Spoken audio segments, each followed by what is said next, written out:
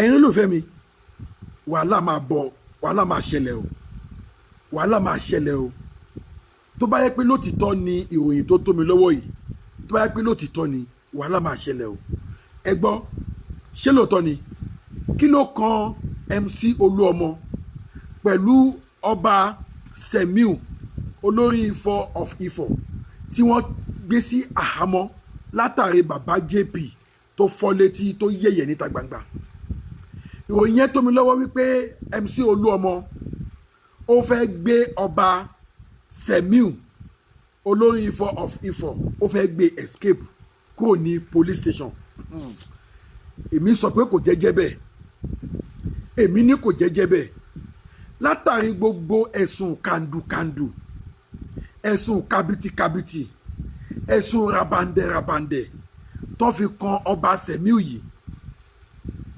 àtúwá gbọ́ wípé MC Olúọmọ ó fẹ́ gbé jáde kó nínú àhámọ́ tó wà àní ìròyìn yẹn tó wá fi tó mi létí wípé ìkan nínú àwọn ọmọọṣẹ́ ọba yìí ni MC Olúọmọ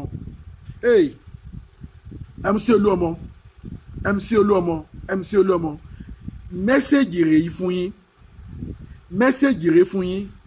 rèé fún yín ẹ jọ̀ọ́ nítorí ti Ọlọ́run nítorí ti ànábì tẹ́ ẹ gbàgbọ́ nínú ẹ̀ ẹ jọ̀ọ́ tó bá yẹ pé lótìtọ́ àti lódodo òun ní ìròyìn tó kàn mí lọ́wọ́ yìí ẹ̀bẹ̀ tèmi sí yín pleading tèmi sí yín ni pé ẹ jáwọ́ kó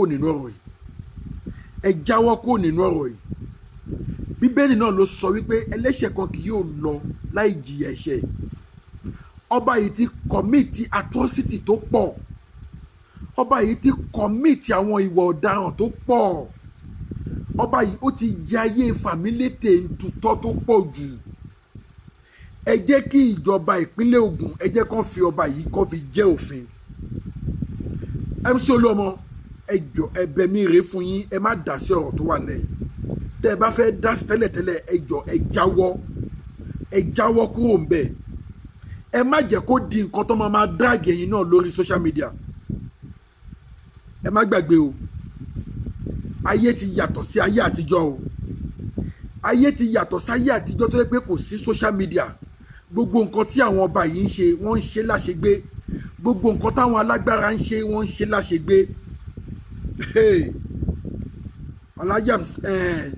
aláyé MC Olúọmọ ẹ jọ̀ọ́ ẹ bá jáwọ́ kò nínú ọ̀rọ̀ tó wà lẹ́yìn tó bá yẹ pé lótìtọ́ ni o torí ìròyìn yẹn tó mi lọ́wọ́ pé ẹ ti fẹ́ dá sí i àwọn kan tẹ̀ sọ pé ẹ ti fẹ́ lọ escape ẹ̀ kó nínú ọgbà ẹ̀wọ̀n tó wà Aláàjì Olúọmọ ẹ̀yin náà ti bí ìṣáná kéèsógùn tó bá jẹ́ pé ọba yìí jẹ́ ọba tó dáa ọba tí wẹ̀ ẹ̀ dáa ọba tó dáa ládùúgbò ọba tó dáa ní community ká má rí èèyàn méjì péré pẹ̀lú mílíọ̀nù 5 tó máa dúró fún ẹ̀yin náà ti bí ìṣáná kéèsógùn àwọn Yorùbá bọ̀ wọ́n ní tíwọ́ bá ṣe rere ara kì yóò ya ọbí àṣélẹ̀ ohun làbọ̀ wá bá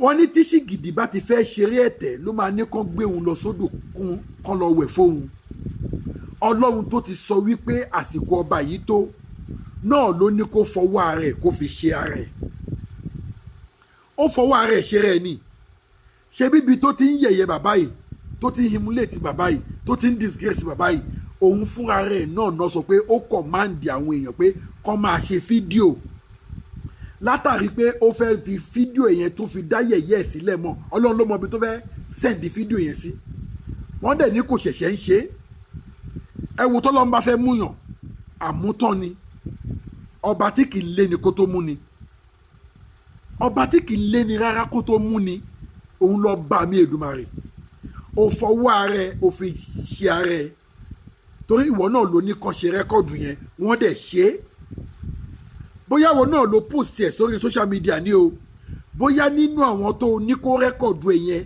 náà gbẹ̀yìn tán post ẹ̀ sórí social media ni but nígbà tó Ọlọ́run bá sọ pé àsìkò tó Ọlọ́run ọba tí kì í lé ni kó tó mú ni Ọlọ́run náà rí i pé àwọn tó fìyà jẹ ó tó gẹ́ẹ́ ẹ gbọ́ oríṣiríṣi atrocity tá a ti gbọ́ pé ọba yìí commit. Wọ́n ló na pásítọ̀, ó de pásítọ̀ lókùn, ó na àfáà, ó na ṣé Mufti Ifọ̀ àbí kíkí náà ti ẹ̀ pé máyẹn náà ó di ní olórí àwọn ẹlẹ́lẹ́sìn Ifọ̀, ó dàdọ̀ balẹ̀, ó yaṣọ mọ́ lára, ó nà bó ṣe ń gbalẹ̀ ló ń gbalé ló ń ráìdì àwọn èèyàn ò lè kọjá níwájú ẹ̀ tó bá ti ṣe kábíyèsí tí ẹ bá ẹjọ́ yẹn nìyẹn. Kí ló dé? Ọlọ́run nìkan ni kábí kò sí.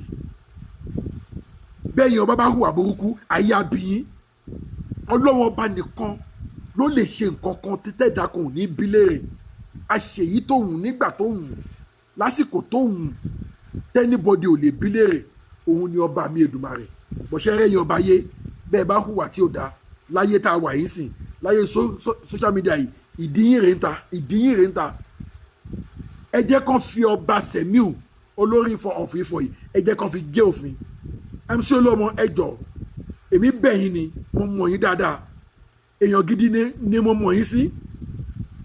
Táwọn èèyàn bá ń rí yín pẹ̀lú ọba yìí sìn wọ́n lè máa rò pé bóyá ẹ̀yin gan ni ìránṣẹ́ tó ń rán níṣẹ́ burúkú yìí. Ẹ jọ̀ọ́ ẹ má jẹ́ kó dìgbà táwọn èèyàn bá ń drag ẹ̀yin náà lórí social media. Ẹ jọ̀ọ́ orúkọ tẹ́ ẹ ti ń build ẹ má bàjẹ́. Ẹ ní olùfẹ́ mi ẹ jọ̀ọ́ ẹ bá mi share fídíò yìí, ẹ bá mi share fídíò yìí kó go viral, ẹ bá mi share fídíò yìí kó kan MC Olúọmọ kó kàn án lára. Mẹ́sẹ̀gì mi rè fún yín MC Olúọmọ tó bá jẹ́ pé lóòótọ́ ni ẹ jáwọ́ kó mbẹ̀, ẹ bá mi share fídíò yìí kó kàn án lára. Ẹ ní olùfẹ́ mi kẹ́ ẹ bá mi subscribe sílẹ̀ ilé Global TV fáǹfààní ẹ̀yin tí ẹ ti subscribe ni o. Gbogbo ẹ̀yin tẹ́ subscribe kúdò ìsinyìí rẹ̀ mo dúpẹ́ lọ́wọ́ yín. Inú ò ní tán wọ yín àbùdíntolókun àbùdíntolọ́fà ọwọ́ yín ò ní kọ́sàlẹ̀ ẹ̀kọ́ lágbára Èdùmàrè. Gbogbo ẹ̀yin tẹ́ ti subscribe bóyá subscribe kájọ máa jẹ ìgbádùn ètò yìí lọ. Back to Alhaji MC Olúọmọ ẹ jọ̀ọ́ mẹ́sẹ̀gì yìí rè fún yín ẹ jáwọ́ kó mbẹ̀. Ọba Ifọ̀ kò ń ṣe ọba tẹ́lẹ̀ sọ pé ẹ fẹ́ help. Òṣùwọ̀n ẹ̀ ti kún. Ẹ má jẹ́ kí ọba mi Èdùmàrè kó bẹ ẹ̀ṣẹ̀ Sẹ̀míù olórí of Ifọ̀ ọba àná fake ọba àná of Ifọ̀. Ẹ má jẹ́ kí Olúwa kó bẹ ẹ̀ṣẹ̀ wò lára yín o MC Olúọmọ. Torí Ọlọ́run sọ wípé a ó bẹ̀ ṣe bàbá wò ní ara ọmọ láti ìran kìíní títí dé ìran kẹrin. Kò ń ṣe ọmọ àti bàbá nìkan o. Tí olórí kan bá ń ṣe nǹkan tí kò dáa tọmọ ẹ̀yìn ẹ̀ tó ń gbè lẹ́yìn wọ́n máa bẹ̀ ṣe lórí yẹn wò lára ọmọ ìyẹn o. Ẹ jọ̀ọ́ ẹ má jẹ́ kí Ọlọ́run bẹ ẹ̀ṣẹ̀ Sẹ̀míù ọba àná Ifọ̀. Ẹ má jẹ́ kí Ọlọ́run bẹ ẹ̀ṣẹ̀ wò lára yín Alhaji MC Olúọmọ. Ẹ jọ̀ọ́ ẹ̀bẹ̀ lèmi bẹ̀yìn, ẹ̀bẹ̀ ni mo bẹ̀yìn. Ọ̀rọ̀ yẹn ti ń circulate orí social media. Ẹ má jẹ́ kó bọ́wọ́ yín nínú ìbàjẹ́, ẹ má jẹ́ kó rọwọ́ yín bẹ̀. Ẹ jọ̀ọ́ ẹ dá dúró. Ìwà tí yín tẹ̀ ń hù òun ni kẹ́ máa hù lọ. Ẹ jọ̀ọ́ Ọlọ́run ọba ni mo fi bẹ̀yìn. Ẹ lólùfẹ́ mi information tó mi lọ́wọ́ nìyẹn. Mo ní mi ò ní ṣaláì máa mú wá fún ẹ̀yin lólùfẹ́ mi torí a ti ń gbọ́ wípé wọ́n ní MC Olúọmọ ó fẹ́ gbé ọba Ifọ̀ ó fẹ́ gbé escape. Bóyá ó fẹ́ gbé kó ní Agodi àhámọ́ tó wà ní I don't know because tí ìwà ọba yìí bá dáa kò lè burú títí ó dín dín ọba lápè kó má lè réyàn méjì tó máa dúró fún. Èló ni 5M, èló ni mílíọ̀nù 5 tí kò réyàn tó lè dúró fún. Kẹ́ ẹ bá mọ̀ wípé Ọlọ́run sọ pé òun ti dé, Ọlọ́run sọ pé òun ti ṣetán láti dí pẹ̀lú ẹ̀. Tí wọ́n bá ìbá tó padà àìmọye àwọn ẹ̀gbọ́nú fídíò tí mo ṣe lánàá ni tí bọ̀bọ̀ yẹn sọ pé tí ọba ìbá tó fi lè padà tí ò bá tiẹ̀ fẹ́ ṣe ní physical spiritual àwọn tó tún máa tún gbẹ̀mí wọn máa pọ̀ pé ó lè má fẹ́ ṣe ní physical mọ̀ káwọn èèyàn máa fura sí lára pé spiritual àwọn tó máa gbẹ̀mí wọn máa pọ̀. Ṣé ọba bẹ́ẹ̀ ni MC Olúọmọ tó wá fẹ́ lọ escape? Ẹ jọ̀ọ́ ẹ̀bẹ̀ ni mo bẹ̀ yín MC Olúọmọ ẹ jáwọ́ kó náà wọ̀nyí. Ẹ má jẹ́ kó di nǹkan tí àwọn social media tó wọn máa drag ẹ̀yin náà. So ẹ nílùú fẹ́mi a ò ní eré jù báyìí lọ. Ẹ jẹ́ bá mi share fídíò ìkódọ̀dọ̀ Olúọmọ kẹ́ni bá mi subscribe fáfà náà yìí tẹ́ ẹ ti subscribe. Yà tí n bá tún gbọ́ any information lórí ọ̀rọ̀ ọba Sẹ̀míù ọba àná Sẹ̀míù olórí Ifọ̀ of Ifọ̀ tí n bá tún gbọ́ any information lórí ẹ̀ màá tún wá mú wá fún yín. Ẹ má dẹ́ gbàgbé ọjọ́ Monday yìí òun ni àwọn ẹlẹ́wọ̀n ẹgbẹ́ tó jọba lé lórí sìn wọn náà fẹ́ dá adé fún wọn fẹ́ fún ládé tuntun adé tó tọ́ sí náà nìyẹn ẹ̀jẹ̀ kan fún mo tún padà bọ̀ ire o.